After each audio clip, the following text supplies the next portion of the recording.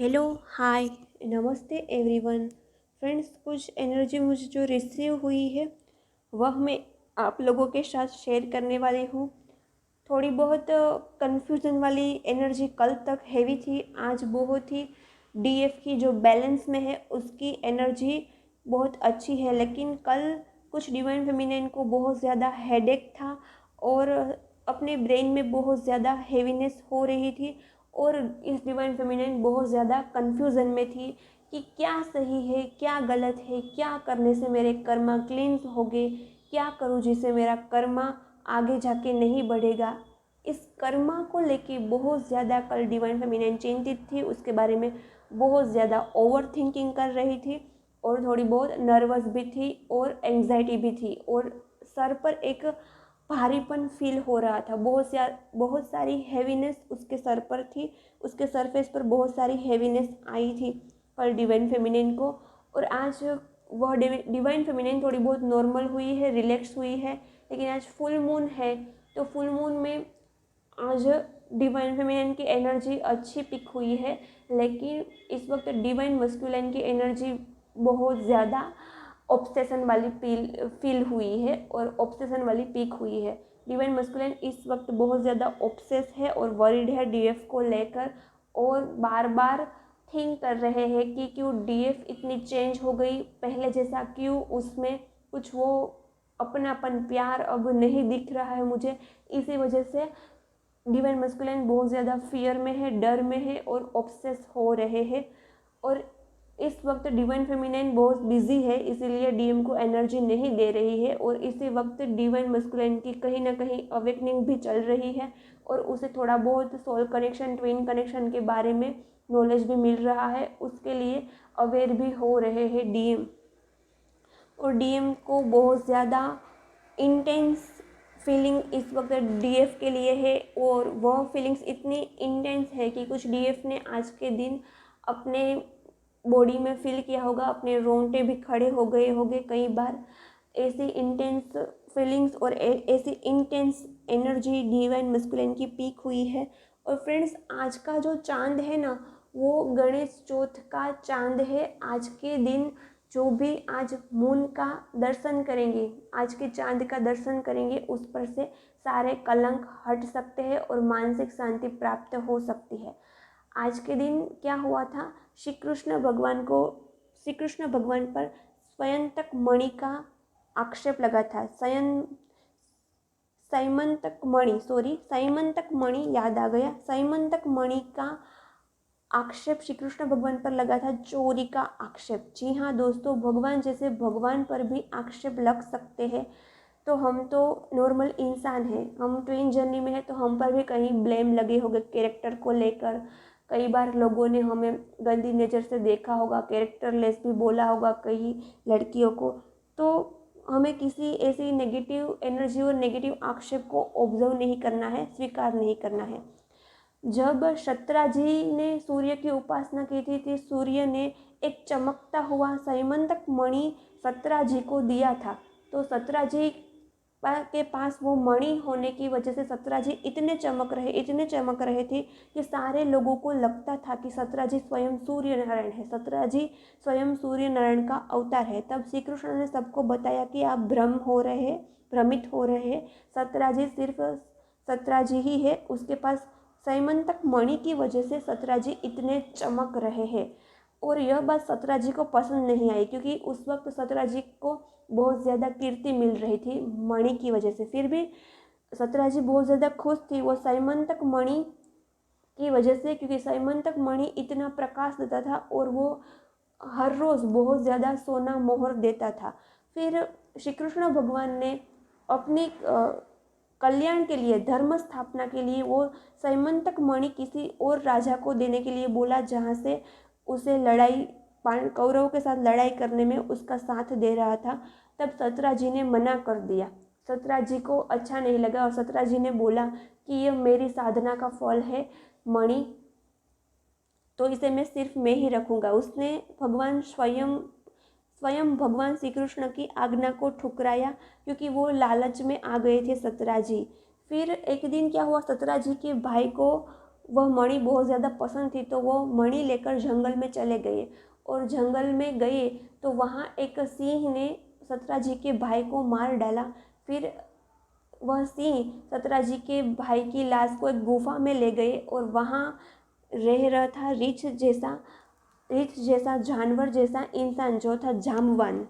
जामवान ने वह मणि ले ली और जामवान की पत्नी की एक बेटी थी, उससे वो मणि से खेल रही थी। फिर सतराजी को पता चला कि उसके भाई ने मणि लेकर जंगल में चले गए, तो सतराजी जंगल में ढूंढने गए तो वहाँ उसके भाई की लाश मिली। और सतराजी ने तब श्री कृष्ण भगवान पर आक्षेप डाला कि आपने मेरे भाई को मार डाला मणि के लिए और मणि चुरा ली। इतना बड़ा आक्षेप, इतना बड़ा कलंक श्री कृष्ण भगवान को लगा। श्री कृष्ण भगवान जानते थे कि वो मणि उसके पास नहीं थी, पर उसे यह कलंक को दूर करना था। सभी द्वारकावासी भी मान गए थे कि श्री कृष्ण भगवान ने चोरी की है। फिर श्री कृष्ण भगवान जामवंत सतराजी की भाई की जो लाश थी वहाँ गए और वहाँ सिंह के जो पाँव के निशान है उसका पीछा किया और वह एक गुफा की तरफ ले जा रहे थे। फिर गुफा में जाकर श्री कृष्ण जी ने देखा कि जामवंत ने वह मणि अपने पास रखी है। गुफा के बाहर सारे द्वारकेवासी और सतराजी खड़े थे और श्री कृष्ण भगवान और जामवंत के बीच 28 दिन का युद्ध चला। युद्ध इतना जोर से चला। दोनों पहले बहुत सारे अस्त्र शस्त्र से लड़ाई की जामवंत एंड श्री कृष्ण भगवान ने। फिर आके दोनों ने बाहों से युद्ध किया और युद्ध करते करते जामवंत थक गए। यह लगातार 28 दिन तक युद्ध चला था, बिना रुके, बिना अन्न पानी लिए बिना यह युद्ध चल रहा था। और गुफा के बाहर जो वासी थे, द्वारकावासी और सतराजी, वो तो 8 दिन ही वेट कर पाए और फिर वो वहाँ से चले गए। उसे लगा कि अब श्री कृष्ण नहीं रहे। द्वारका जाकर सारे शोक मच गया था कि जामवंत ने श्री कृष्ण को मार दिया। फिर जामवंत हार गया श्री कृष्ण के पास 28 दिनों के बाद और जामवंत पहचान गए कि ये तो राम के अवतार है।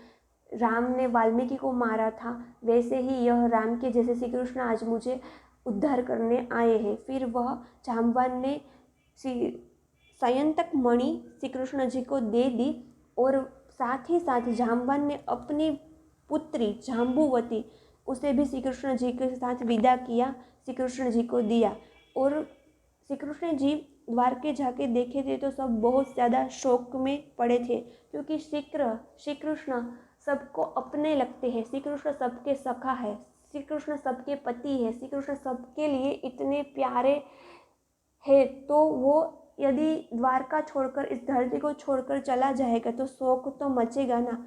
तो वहाँ जाके देखा तो सभी लोग शोक से डूबे थे, लेकिन जब सबने श्री कृष्ण जी को देखा, जाम्बवती को देखा और साथ शिरोमणि को देखा तो सब बहुत खुश हो गए।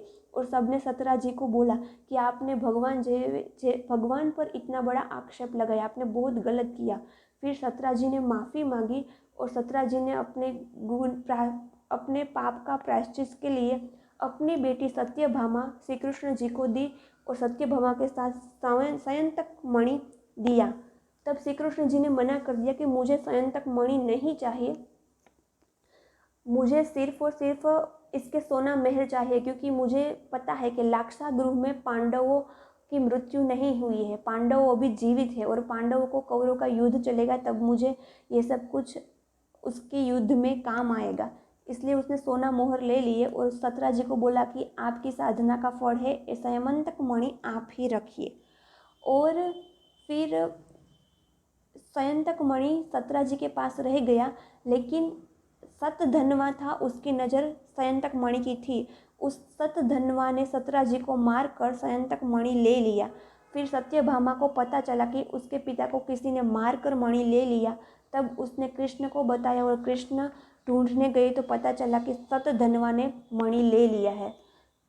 तभी भी किसी लोगों ने कृष्ण भगवान पर आक्षेप डाला था। कृष्ण भगवान पर 2 बार मणि चोर का आक्षेप डाला था।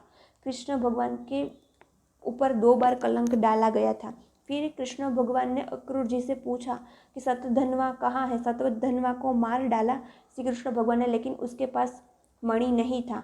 फिर श्री कृष्ण जी को पता चला कि अक्रूर जी के पास मणि है, तो उसने बहला फुसला कर अक्रूर जी से बात निकाली और मणि लेकर सारे द्वारकावासी को बताया कि दूसरी बार भी मेरे पास मणि नहीं था। और श्री कृष्ण भगवान ने कहा कि मैं तो बड़ा दिल वाला इंसान हूँ, मुझे कोई दुख नहीं होता जब मुझ पर इतने आक्षेप लगते हैं, लेकिन जब सामान्य इंसान पर इतने बड़े बड़े आक्षेप लगते हैं तो उसकी आत्मा को बहुत ज़्यादा ठेस पहुँचती है। तो यह उसी दिन आक्षेप हटा था जो आज का मून है, आज की पूनम के दिन ही उस पर आक्षेप लगा था। तो श्री कृष्ण भगवान ने कहा था कि ये गणेश चतुर्थी की पूनम का जो भी दर्शन करेंगे, चांद का दर्शन करेंगे, उस पर से बड़े बड़े कलंक हटेंगे। तो आज मैं सभी को यही कहना चाहती हूँ कि आप प्लीज़ आज ना मून का दर्शन कीजिएगा। इसकी वजह से आप पर कोई भी कलंक लगा है, आप पर किसी भी आक्षेप लगा है, तो वो हट सकता है और आपको मान सम्मान कीर्ति प्राप्त हो सकती है। ओके, स्टोरी कैसी लगी कमेंट करना। बाय बाय, मिलते हैं नेक्स्ट वीडियो में। सब्सक्राइब करना मत भूलना।